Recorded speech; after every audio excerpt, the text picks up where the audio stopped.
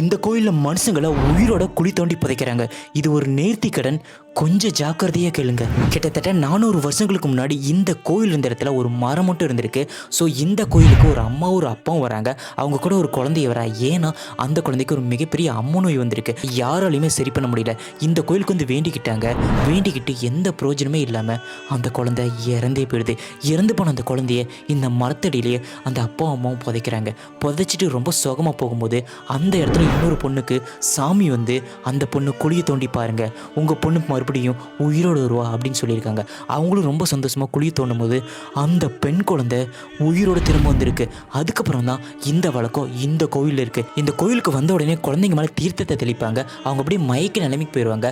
அவங்கள கீழே குழியை தோண்டி 45 வினாடிகள் மண்ணுக்குள்ளே புதைச்சி வைப்பாங்க. அதுக்கப்புறமா திரும்பி எடுத்து பார்க்கும்போது அந்த குழந்தைங்களுக்கு ஒன்றுமே ஆகாது. அதாவது சின்ன சின்ன குழந்தைங்கள மண்ணில் 45 வினாடி புதைக்கும் பொழுது கூட அவங்களுக்கு ஒன்றுமே ஆகாது. இதுதான் முத்துக்குளி அம்மன் கோயில் ஃப்ரம் மதுரை.